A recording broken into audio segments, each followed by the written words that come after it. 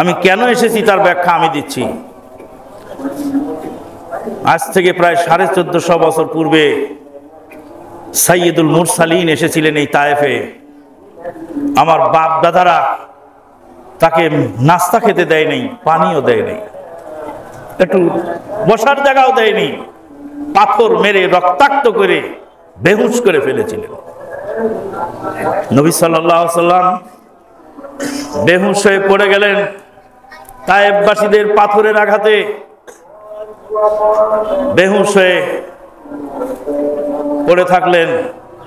সঙ্গে থাকা সফর সঙ্গী সাহাবী নবী সাল্লাল্লাহু আলাইহি সাল্লামের মুখে পানি দিলেন, শরীর থেকে রক্তগুলি মুছে দিলেন, ধুয়ে দিলেন। জুতাটা পায়ের সঙ্গে লেগে গেছে, রক্তের কারণে রক্ত জমাট বেঁধে জুতা পায়ের সঙ্গে লেগে গেছে। পৃথিবীর শ্রেষ্ঠ নবী, তার গায়ে আমার বাপ দাদারা পাথর মেরে তাকে আহত করেছিলেন। নবী সাল্লাল্লাহু আলাইহি সাল্লামের হুঁশ ফিরল। হুঁশ ফিরে দেখেন যে দুইজন ফেরেশতা দাঁড়ানো। একজন হলেন জিবরিল আমিন আলাইহিস সালাম, আর একজন হলেন পাহাড় পরিচালনার দায়িত্বশীল ফেরেশতা মালাকুল জিবাল, পাহাড় পরিচালনার দায়িত্বশীল ফেরেশতা। জিবরিল আমিন আলাইহিস সালাম বললেন, আল্লাহ পাক পাঠিয়েছেন এই পাহাড় পরিচালনার ফেরেশতাকে, আপনাকে যারা মেরেছে তাদেরকে তায়েফের পাহাড় দিয়ে ডলে একদম নিশ্চিহ্ন করার নির্দেশ আল্লাহ দিয়েছেন। তবে আল্লাহ বলেছেন যে নবীর কাছে অনুমতি নিও। নবী যদি চায় তাহলে এটা করো, নবী যদি না চায় তো করো না। তা আপনি বলেন এখন কি করব? নবী সাল্লাল্লাহু আলাইহি সাল্লাম বললেন, না, এদের বংশ থেকেই কিছু লোক বের হবে যারা দ্বীনের দাওয়াতের কাজ করবে। আমি সেই লোক, আমি সেই লোক। আমার বাপ দাদারা নবীকে মেরে তাড়িয়ে দিয়েছিল, দ্বীনের দাওয়াত দিতে এসেছিলেন নবী, এক গ্লাস পানিও দেয় নাই, একটু বসার জায়গাও দেয়নি। আমি সেই জালেমদের রক্ত থেকে পয়দা তায়েফের বাসিন্দা। নবী আমার জন্য দোয়া করেছিলেন যে এই জালেমদের বংশধর থেকে কিছু লোক বের হবে যারা দ্বীনের কাজ করবে। আমি এসেছি, তাই দ্বীনের দাওয়াতের একজন দায়ীকে আমার গাড়ি দিয়ে এয়ারপোর্ট থেকে নিয়ে হোটেল পর্যন্ত পৌঁছায় দেব। আর আল্লাহকে বলেছি, আল্লাহ এই সফরে এই দায়ী 2-3 দিন তায়েফে থাকবে, যতটি প্রোগ্রাম করবে, যতটি দাওয়াতি কাজ করবে, সম পরিমাণ নেকি আমাকে দিও, যেটা আমি তাকে এয়ারপোর্ট থেকে হোটেল পর্যন্ত পৌঁছায় দিয়েছিলাম। তারপর বললেন, আপনি তো স্যার, আপনি হলেন উম্মুল কুরা বিশ্ববিদ্যালয়ের প্রফেসর, আমি হলেন মদিনা ইউনিভার্সিটির একটা নাখান্দা ছাত্র। তো বলছে, না, বাংলা ভাষায় তুমি স্যার আর আমি হলাম অজ্ঞ। আল্লাহর কসম, আরবি ভাষা ছাড়া আমি আর কিছু জানি। আর তুমি তো বাংলাও জানো, আরবিও জানো, উর্দু বলো, আবার ইংরেজিও টুকটাক কিছু ভাঙাচুরা বোঝো। তা আমি তো আরবি ছাড়া কিছু জানি না, তো স্যার তো তুমি। আমি এত লেখাপড়া করেছি, উম্মুল কুরা বিশ্ববিদ্যালয়ের প্রফেসর, একজন বাংলা ভাষার মানুষকে বাংলা ভাষায় বুঝাবার যোগ্যতা আমার নাই, যেটা তোমার আছে। তুমি আরবিও বোঝো, বাংলাও বোঝো। তা আমি আমারটা বুঝি আর তোমারটা বুঝি না, তুমি আমারটাও বোঝো, তোমারটাও বোঝো। তাহলে স্যার তো আমি না, স্যার তুমি। আল্লাহু আকবার, সুবহানাল্লাহ। সম্মানিত উপস্থিতি, নবী সাল্লাল্লাহু আলাইহি সাল্লামকে আল্লাহ পাক সান্ত্বনা দিয়ে বললেন, তুমি যাকে ইচ্ছা হেদায়েত করতে পারো না, আল্লাহ যাকে ইচ্ছা তাকে হেদায়েত করবেন। দাওয়াতি ময়দানে আজ থেকে প্রায় 22 বছর আগে মাদার টেক আহলে হাদিস জামে মসজিদের খতিবের দায়িত্ব নিয়েছিলাম। যে সমস্ত লোকেরা শিরক বিদআত করার কারণে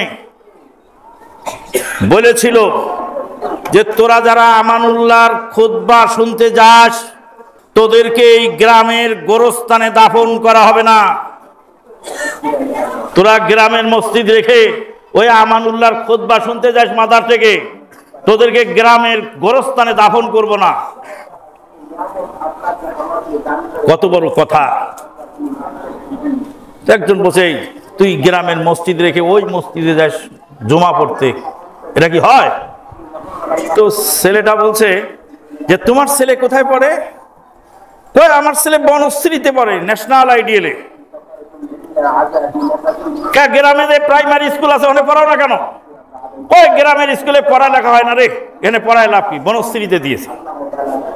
তো বলছে তোমার গ্রামের মসজিদে খুতবা ঠিক মতো হয় না, ওই জন্য আমি ওই মসজিদে খুতবা শুনতে যাই।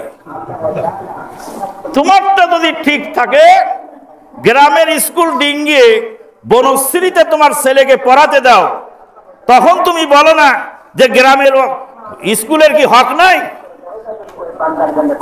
গ্রামের স্কুলে পড়ালেখা ভালো নয়, পড়ালেখার মান ভালো নয়, এই জন্য তুমি তোমার ছেলেকে বনশ্রী ন্যাশনাল আইডিয়ালে দিয়েছ। তো তোমার গ্রামের খুতবা ঠিক নয়, খুতবার মধ্যে শিরক বেদাতের বিরুদ্ধে কোনো দিক নির্দেশনা পাওয়া যায় না। অতএব আমরা এই খুতবা এখানে না শুনি, ওই মসজিদে যাই খুতবা শুনতে। সালাত আদায় যে কোনো জায়গায় করে নিলে হয়, কিন্তু খুতবাটা শোনার জন্য সেখানে যাই।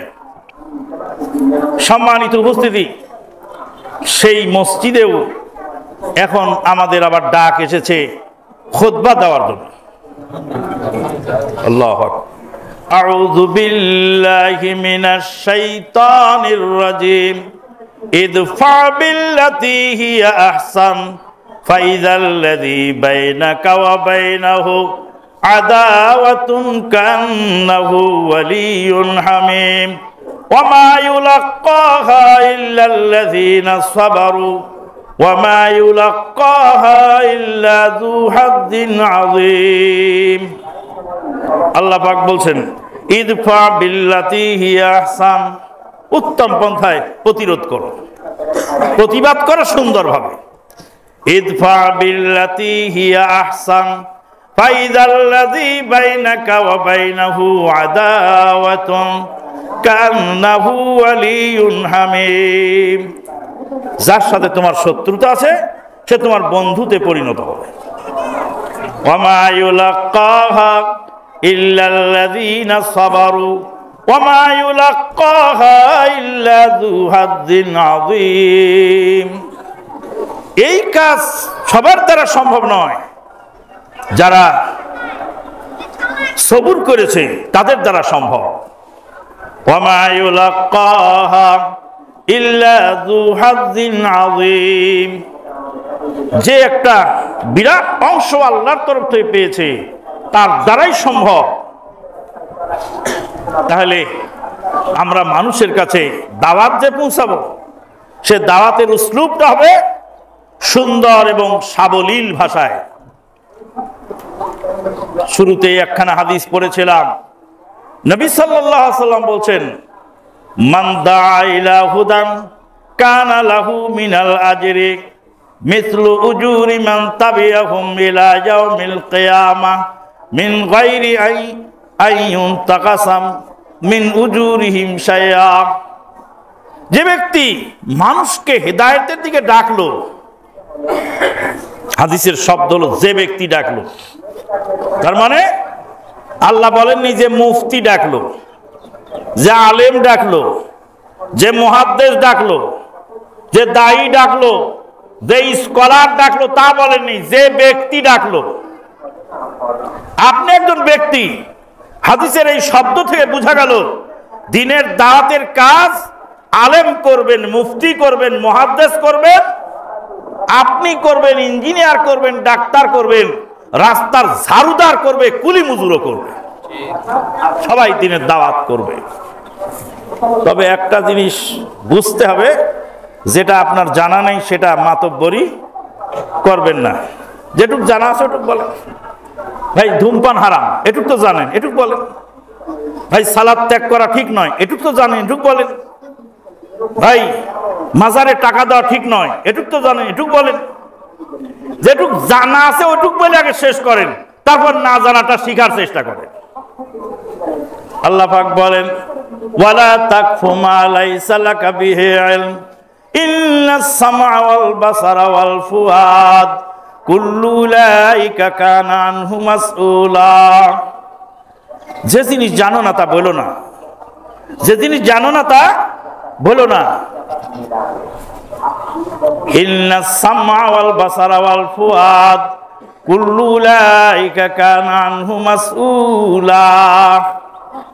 ওই যে সেই আমাদের ভাই, দিনী ভাই, হোক সে পাপিষ্ট কিন্তু আমাদের দিনী ভাই, সেই ভাই তাকে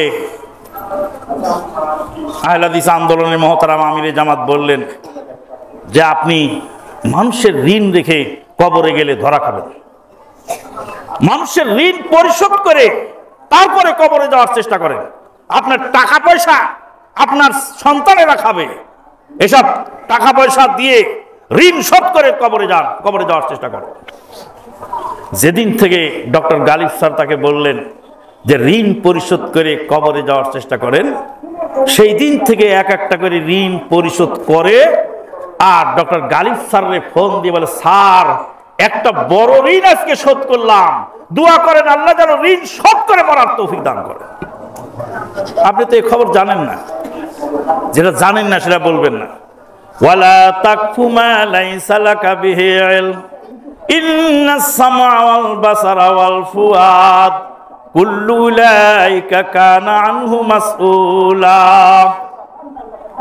নিশ্চয়ই তোমার কর্ণ, তোমার চক্ষু, তোমার অন্তঃকরণ আল্লাহর দরবারে জিজ্ঞাসিত হবে। আল্লাহর দরবারে যেহেতু জিজ্ঞাসিত হবে, অতএব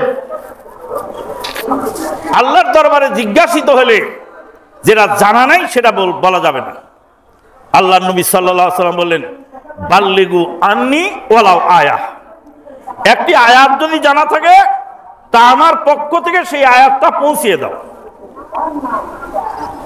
যেটা জানা আছে সেটা বলবেন, আপনি পৌঁছাবেন,